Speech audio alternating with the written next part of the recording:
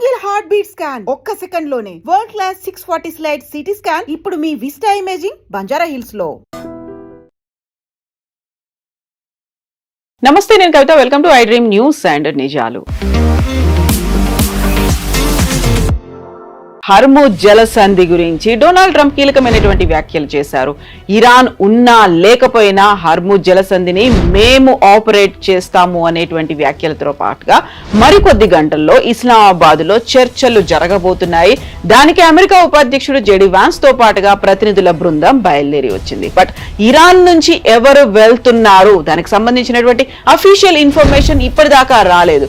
మరి అమెరికా ప్రతినిధి బృందం ఎవరితో చర్చలు జరపబోతోంది? మనతో పాటుగా ఉన్నారు సీనియర్ జర్నలిస్ట్ సురేష్ కొచ్చతిల్ గారు. సార్ నమస్తే.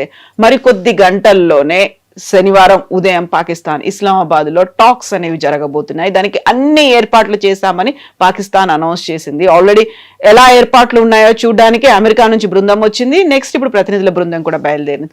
Then what about Iran? Iran accept చేసిందా? అసలు ముందుకొస్తోందా? ఇప్పుడు మెహర్ న్యూస్ ఏజెన్సీ, ఇరాన్ లో అఫీషియల్ న్యూస్ ఏజెన్సీ, వాళ్ళు ఒక ట్వీట్ చేశారు.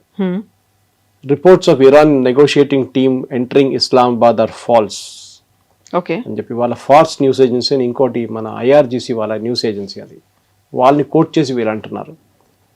తెలుగులో చెప్పాలంటే బేసిక్లీ సమ్ మీడియా అవుట్లెట్, కొన్ని మీడియా అవుట్లెట్స్ ఏం చెప్తున్నారంటే మా నెగోషియేటింగ్ టీమ్ ఇస్లామాబాద్ చేరుకుంది అండ్ వాళ్ళు యుఎస్ అఫీషియల్ తోని చర్చలు నడబోతున్నారు, దానికి తయారవుతున్నారు. It is completely falls.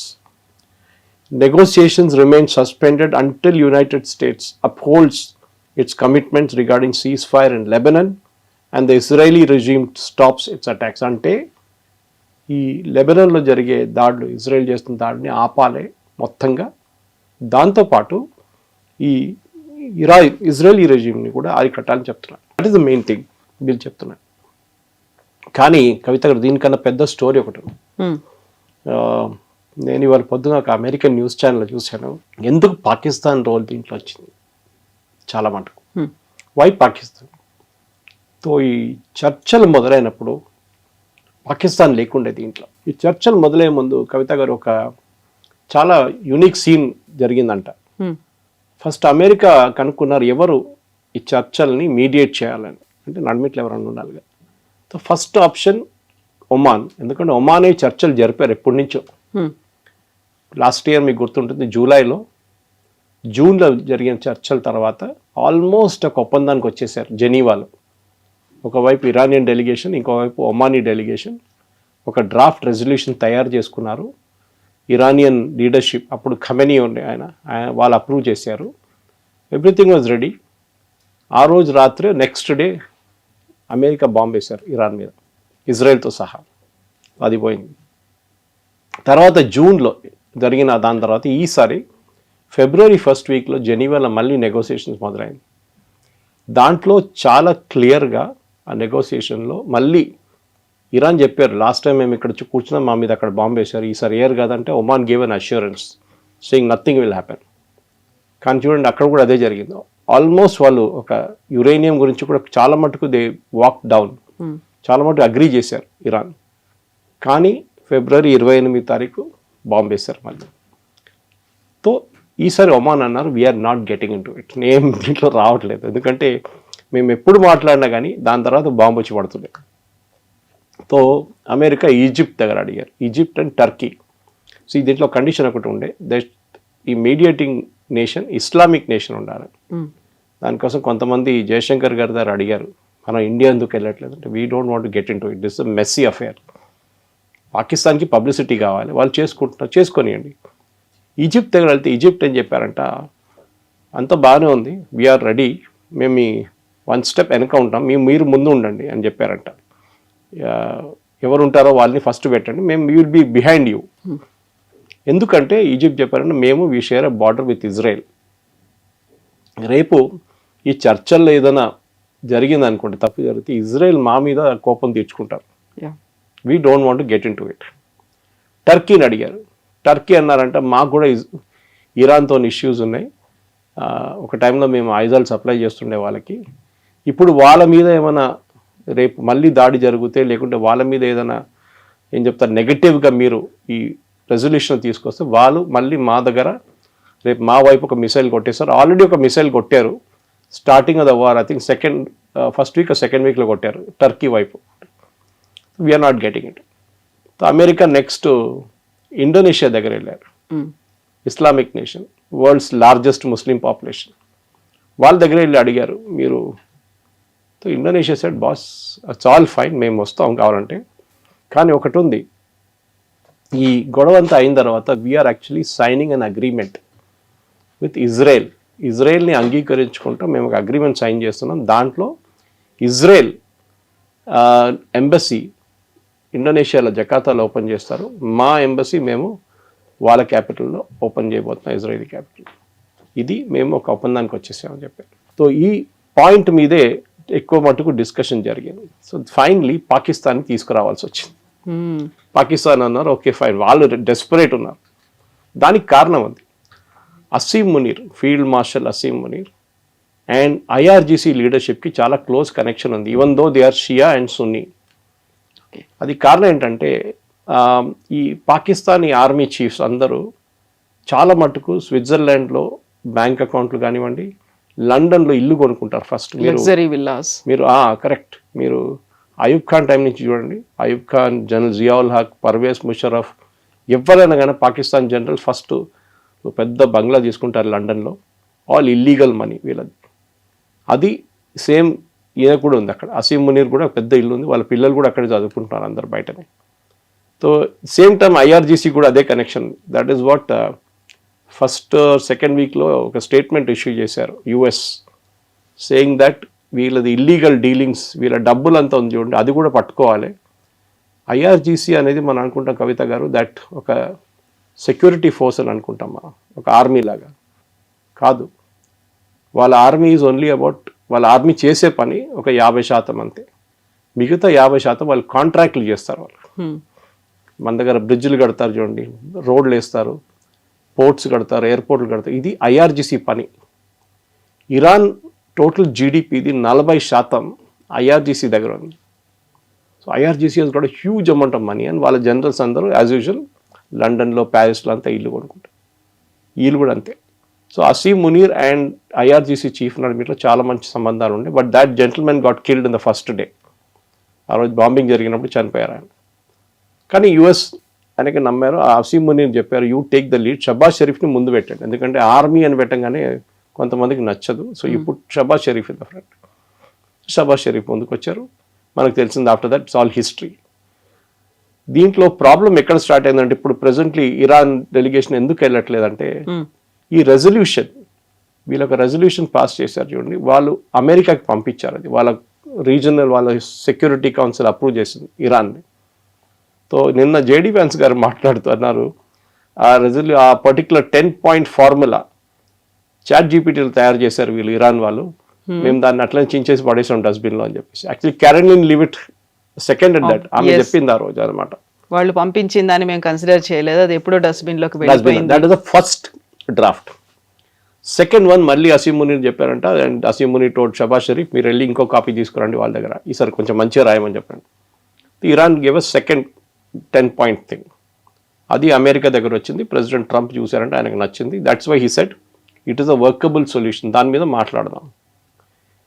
ఆ దాంట్లో ఈ లెబనన్ గురించి మెన్షన్ లేదు. యాక్చువల్లీ లెబనన్ ఎక్కడ లేదు, లెబనన్ చెప్పట్లేదు. మాది రెసిస్టెన్స్ ఫోర్సెస్ మీద కూడా దాడి చేయకూడదు. మా మీద దాడి చేయడం ఒకటే కాదు, రెసిస్టెన్స్ ఫోర్సెస్ అంటే హూతీ, హమాస్ అండ్ హెజ్బుల్లా, వీళ్ళు ముగ్గురు మీద దాడి చేయకూడదు. బట్ ట్రంప్ సేస్ అట్లాంటి నా అగ్రిమెంట్లో ఎక్కడ లేదు, ఆ 10 points నాకు ఇచ్చిన దాంట్లో ఎక్కడ లేదు అంటున్నారు. పాకిస్తాన్ వాళ్ళకేమిచ్చారో మాకేమిచ్చారో మాకు తెలియదు. Just know as we speak, before మన ఈ ఇంటర్వ్యూ మొదలయ్యే ముందు ట్రంప్ ఒక కొత్త CBS న్యూస్లో వచ్చిన న్యూస్ చూశాను. వాళ్ళు అంటున్నారు కాదు, ట్రంప్ అబద్ధం చెప్తున్నారు, it was there in the thing. Israel కోసం, ఇజ్రాయెల్ని కొంచెం హ్యాపీగా పెట్టుకోవడానికి ఆయన అన్నారంట. అది నౌ ఎవరు అబద్ధం చెప్తున్నారు ఇప్పుడు చాలా క్లియర్ అయిపోయింది, ఇట్ వాస్ ట్రంప్. కానీ ఇదే టైంలో మీరు చూసుంటారు, ఈ ఒప్పందం అని చెప్పి ఏదైనా ఒక పేరు చెప్దాం దానికి, సీజ్ ఫైర్ అనే అగ్రిమెంట్కి వచ్చినప్పుడు నిన్న పొద్దున ఇజ్రాయెల్ ఏం చేశారంటే బేరూట్ అండ్ చుట్టుపక్కల ఉన్న ఏరియాస్లో బాంబింగ్ 100 sites బాంబ్ చేశారు. 100 sites, 240 అంటున్నారు, 350 అంటున్నారు, చాలామంది చనిపోయారు. Including the head of Hezbollah, కొత్త హెడ్ నస్రుల్లా పోయిన తర్వాత కొత్త ఆయన అపాయింట్ చేశారు ఇరాన్, ఆయన కూడా పోయింది నిన్న. సో ఇజ్రాయెల్ ఏమంటున్నారంటే ఇప్పుడు they put it on pause అని మేము లెబనన్తో మాట్లాడతాం. మన ప్రేక్షకులు కూడా అర్థం చేసుకోవాలి, ఈ హెజ్బుల్లా అనేది ఒక టెర్రరిస్ట్ గ్రూప్. లెబనన్ ఒక టైంలో క్రిస్టియన్ కంట్రీ ఉండే కంప్లీట్గా. లాస్ట్ ఒక 60-70 సంవత్సరాలలో ఈ క్రిస్టియన్ కంట్రీ ముస్లిం కంట్రీ అయిపోయింది. చాలామంది మిగతా దేశాల నుంచి వచ్చి సెటిల్ చేయడం మొదలుపెట్టారు. Now Christians I think are only about 16%, 16%. మొత్తం వాళ్ళ డెమోగ్రఫిక్ ప్రొఫైల్ మారిపోయింది. సో ఈ పరిస్థితుల్లో అక్కడ లెబనన్తో మేము మాట్లాడతాము. అండ్ ఇజ్రాయెల్ ఏమంటున్నారు, దాని కండిషన్ ఏంటి, దట్ హెజ్బుల్లా వుడ్ బి డిసార్మ్డ్. అది జరగదు. లెబనాన్కి అడగడానికి దమ్ లేదు, హెజ్బుల్లా చెప్తే పట్టించుకోరు. సో ప్రెడిక్టబ్లీ వారం తర్వాత మళ్ళీ, వారం కూడా అక్కర్లేదు, 4 రోజుల తర్వాత మళ్ళీ మొదలవుతుంది. ఎందుకంటే ఈ ఇష్యూ హెజ్బుల్లాతో ఉన్న ఇష్యూ ఎప్పటి నుంచో ఉంది, 40 సంవత్సరాల నుంచి ఉంది. ఇరాన్ తీసుకొచ్చి కూర్చోబెట్టిన ఒక గ్రూప్ ఇది. As much as Hamas sitting in Gaza. Gaza ఎవరిది? Gaza comes under Palestinian authority. ఎవరు? మన యాసిర్ అరాఫాత్ వాళ్ళ పార్టీది. వెస్ట్ బ్యాంక్ వాళ్ళదే, గాజా కూడా వాళ్ళదే. కానీ వాళ్ళు అథారిటీ అక్కడ పేరు కోసం అథారిటీ ఉంది, కానీ అథారిటీ వాళ్ళు అక్కడ స్థాపించలేకపోతున్నారు. హమాస్ వచ్చి కూర్చున్నారు అక్కడ. Same situation Lebanon, same situation Yemen.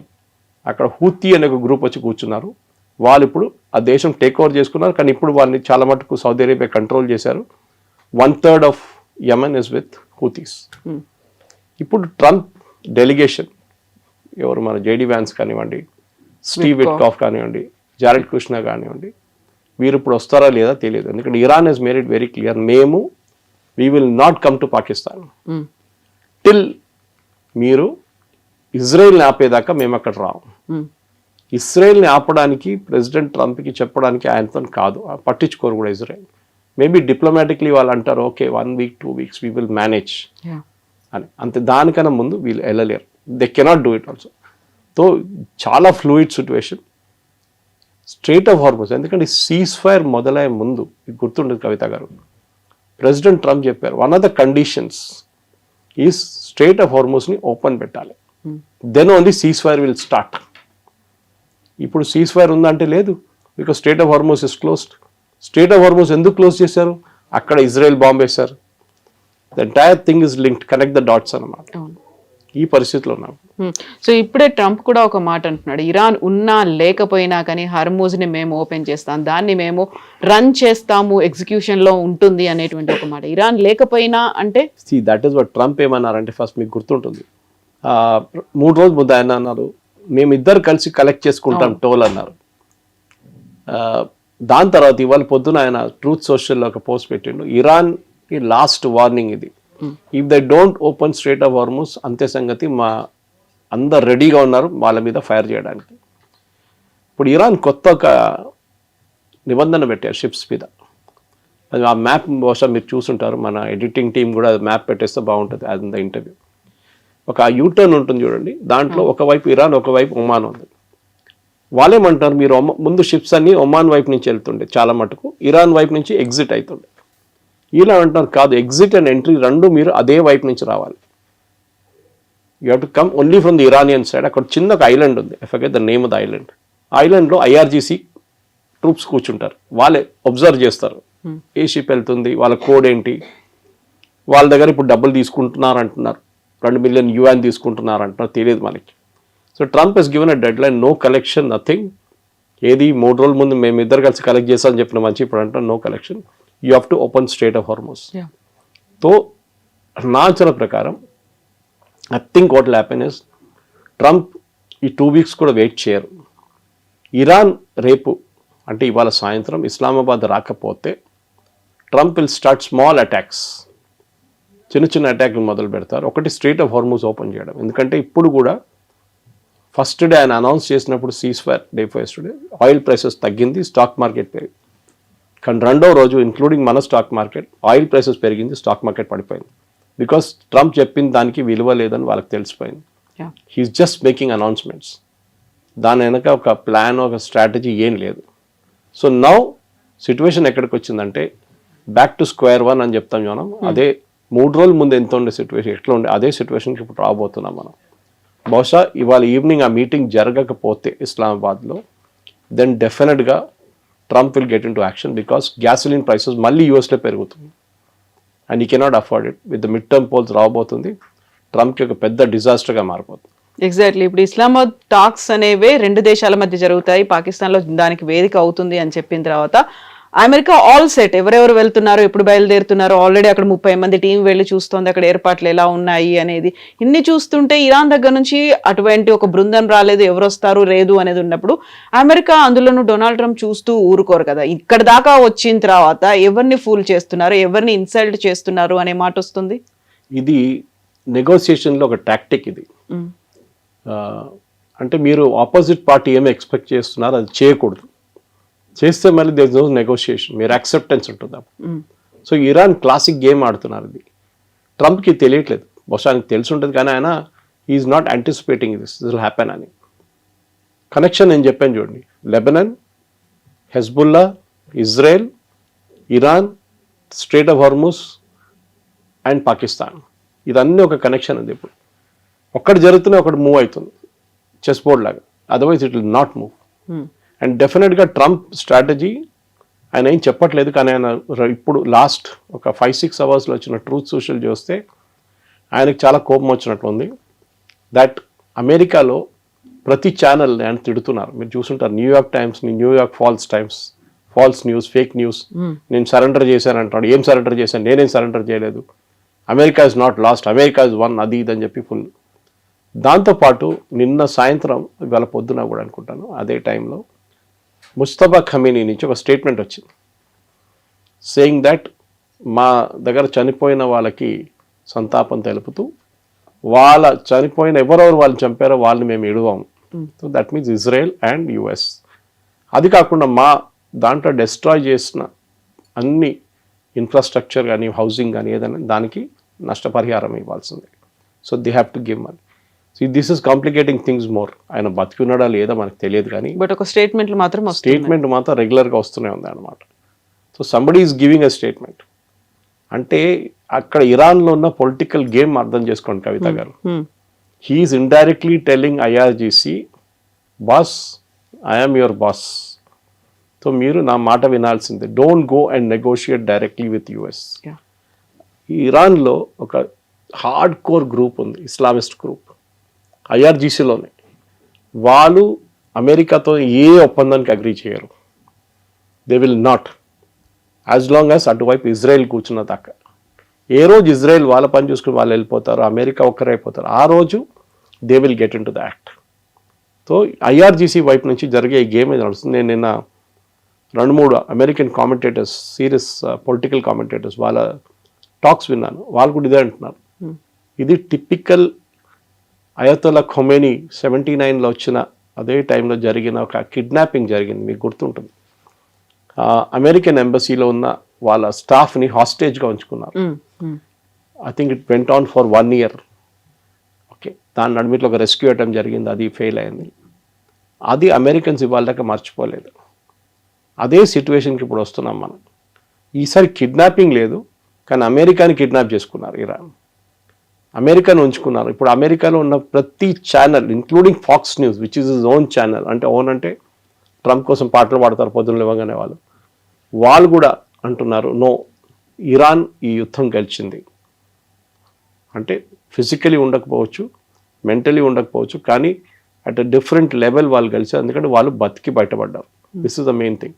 So పాకిస్తాన్లో జరగబోయే ఈ హైప్ క్రియేట్ చేశారు చూడండి, అది మొత్తం పడిపోయింది, హైప్ అంతా పోయింది. ఇప్పుడు I think we're back to square one.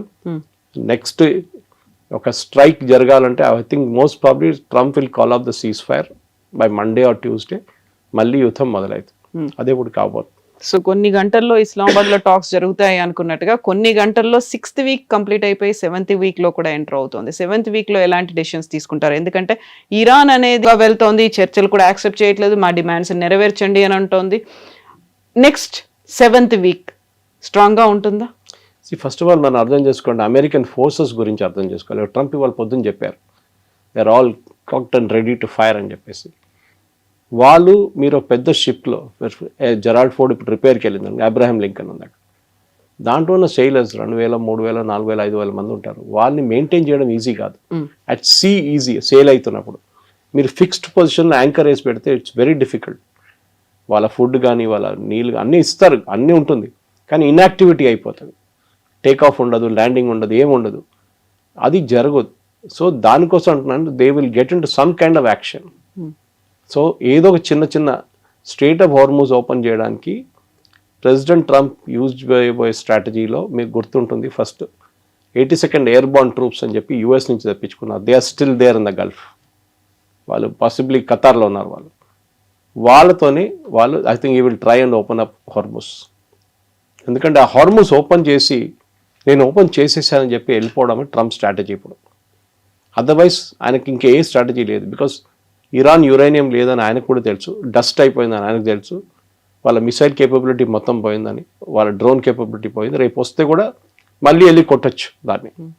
కానీ హార్మూస్ ఇప్పుడు ఓపెన్ చేయకపోతే, ఇన్ఫ్యాక్ట్ ఇవాళ పొద్దున ఒక క్యాన్బెరా ప్రొఫెసర్ ఆయన ఆస్ట్రేలియన్ టీవీలో మాట్లాడి చెప్పారు, సప్లై చైన్, మన కోవిడ్లో సప్లై చైన్ ఎట్లా ఎఫెక్ట్ అయింది మనకి, ప్రతి చైనా నుంచి రావాల్సిన ప్రతి కెమికల్ కానీ, ప్రతి చిప్ కానీ, ప్రతి ఎలక్ట్రానిక్ ప్రోడక్ట్ కానీ మొత్తం చైనా బ్లాక్ చేసి పడేశారు. This something very similar happening. It is not just crude oil, మన అందరు crude oil, diesel, petrol, gas అనుకుంటున్నాం, కానీ పెట్రోకెమికల్స్, ప్లాస్టిక్ బాటిల్స్ తయారు చేసే కావాల్సిన ప్రోడక్ట్ కూడా ఆగిపోయినాయి. యూరోప్లో దిస్ ఎ మేజర్ ప్రాబ్లం. నాకు ఇవాళ జర్మనీ నుంచి ఒక ఆయన ఒక టెక్స్ట్ పంపించి మీకు ఫార్వర్డ్ చేశాను నేను. చాలా దారుణమైన పరిస్థితి. ఇండియన్ అక్కడ ఇంకొక అబ్బాయి మొన్న ఫోన్ చేసి అంటున్నాడు, సార్ ఇక్కడ మీరు బిలీవ్ చేయరు, eggs are become double the price, ప్రతి దానికి రేట్ పెరిగిపోయింది సార్, ఇక్కడ మేము బతకలేకపోతున్నాం. He's a student who is doing Uber Eats delivery. ఆలోచించండి, సర్వైవ్ చేయడానికి. సో ప్రతి దేశంలో ఈ ప్రాబ్లం ఇప్పుడు వచ్చేసింది. మనం యూ షుడ్ బి థ్యాంక్ఫుల్. ఇప్పుడు నేను చెప్పగానే అందరూ అంటారు మోదీ భజన అంటారు, కానీ మీ పాకిస్తాన్లో 430 రూపాయలకి అమ్ముతున్నారు డీజిల్, ఓకే, పెట్రోల్ ఏదో 300 సంథింగ్. మన దేశంలో కూడా ప్రతి లీటర్ ఆఫ్ పెట్రోల్ ఇప్పుడు అమ్ముతున్న పెట్రోల్కి పెట్రోలియం కంపెనీస్కి నష్టం 25 రూపాయలు, డీజిల్ 100 రూపాయలు దాకా ఉంది నష్టం. కానీ వాళ్ళు అమ్ముతున్నారు, ఎందుకంటే దే మేడ్ ప్రాఫిట్స్ బిఫోర్, దీనికన్నా ముందు లాభాలు సంపాదించుకున్నారు. So Modi government obviously would have told them కొన్ని రోజులు నడిపించుకోండి. కానీ ఎన్ని రోజులు నడిపించుకుంటారు? ఇవాళ మనకు ఒక ఎల్పిజి 45,000 కెపాసిటీ ఉన్న ఎల్పిజి షిప్ వచ్చేస్తుంది మన దగ్గర. కానీ it's very very difficult to run this. President ట్రంప్కి ఇటో అటో ఏదో ఒక నిర్ణయం తీసుకోవాల్సి వస్తుంది. He has to take a call. ఎందుకంటే ఈ పాకిస్తాన్ చేసే టాక్స్ ఇదంతా జస్ట్ డ్రామా. డిసిషన్ ఇప్పుడు టైం వచ్చేసింది. He will also like to, as ఇంగ్లీష్లో చెప్తారు, go out in a blaze of glory అని. అంతా కొట్టి పడేసి ఒక ర్యాంబో స్టైల్లో హీ విల్ వాక్అవుట్. అదే బహుశా జరగబోతుంది. Because Iran will not move. వాళ్ళ పొజిషన్స్ నుంచి వాళ్ళు మూవ్ కారు. వాళ్ళు చాలా క్లియర్గా చెప్పారు, మా uranium enrichment we will not stop, మా missile production we will not stop, మా డ్రోన్ ప్రొడక్షన్ మేము ఆపము. ఈవెన్ దో వాళ్ళ బేసిక్ ఇన్ఫ్రాస్ట్రక్చర్ మొత్తం ధ్వంసం అయిపోయింది. వాళ్ళ దగ్గర one of the world's largest steel factories ఉండే, కవిత గారు, దాన్ని కొట్టారు లాస్ట్ వీక్. మొత్తం కంప్లీట్ డిస్ట్రాయ్ చేసేసారు. వాళ్ళు మళ్ళీ అది ప్రొడక్షన్కి తీసుకురావాలంటే మినిమం 4 years పడుతుంది. ఇంత జరిగినా కానీ నిన్న కూడా వాళ్ళు సౌదీ అరేబియా వ్యతిరేకంగా మిసైల్స్ కొట్టారు. వాళ్ళ 11 ఐలాండ్ మీద టార్గెట్ చేశారు ఇజ్రాయెల్, దాని వ్యతిరేకంగా అక్కడ కొట్టారు. So Iran is not stopped, Iran is not done, కానీ they are on the last legs. So president ట్రంప్కి చాలా క్లియర్గా తెలుసు, నెగోసియేషన్ ఇస్ అ టాక్టిక్. నేను వాళ్ళకు ఒక ఆపర్చునిటీ ఇచ్చాను, వాళ్ళు రాలేదు, వాళ్ళు మమ్మల్ని హిట్ చేస్తారు, మమ్మల్ని అటాక్ చేస్తారు, నేనేం చేయాలి? So I'm going all out now and I will finish them off. It's a big calculated risk అది, కానీ బహుశా that's only option President Trump దగ్గర ఇప్పుడు ఉన్నది. ఇంకేం ఆప్షన్ లేదు ఆయనకి. ఈ యుద్ధం అనేది మనం అర్థం చేసుకోవాలి. దట్ అందరు అనుకుంటారు ఇది చాలా ఒక మనం సినిమాలో చూస్తున్నట్లు ఉంటుంది, అమెరికన్ హాలీవుడ్ మూవీస్ కాదు. ఇది ఒక టాక్టికల్ గేమ్. ఇది చెస్ బోర్డ్ మీద మన గేమ్ ఎట్లా ఆడతామో అట్లాంటి గేమ్ ఇది. ఒక సైడ్ దగ్గర పీసెస్ తక్కువ ఉండొచ్చు, కానీ పవర్ ఎక్కువ ఉండొచ్చు. మిగతా వాళ్ళ దగ్గర పవర్ తక్కువ ఉండొచ్చు, పీసెస్ ఎక్కువ ఉండొచ్చు. నెక్స్ట్ రేపు సాయంత్రం లోపల చూద్దాం, లేకుంటే ఇవాళే అర్థమైపోతుంది మనకు as we record this program. By Saturday things will be clear. మేము మళ్ళీ ఏ పొజిషన్ నుంచి దిగాం 3 రోజుల ముందు అదే పొజిషన్కి వెళ్ళిపోతాం, బహుశా అదే జరగబోతుంది. Yes, sir. Thank you so Thank you much. very sir. much. Thank you. And for more videos, Please subscribe to iDream. Please subscribe to iDream. Please subscribe iDream. And please subscribe to iDream. For more videos, subscribe to iDream. please like, share, and subscribe to the channel. Congratulations, iDream. Subscribe to iDream. Subscribe to iDream. So subscribe to iDream Media. iDream ki iDream team అందరికి huge congratulations. Please subscribe iDream Media. Please subscribe to iDream. Subscribe iDream. Please subscribe to iDream. iDream అంటే నా కళల channel subscribe చేసుకున్న నోరు తిరుగుతలేదు, మీరైతే గంట గుర్తు కొట్టండి. For more such videos, please subscribe to iDream. Subscribe to iDream. Please subscribe to iDream. Please subscribe iDream Media. Please do subscribe to iDream. Please subscribe to iDream Media. For best entertainment and information, please subscribe iDream. And don't forget to subscribe to iDream.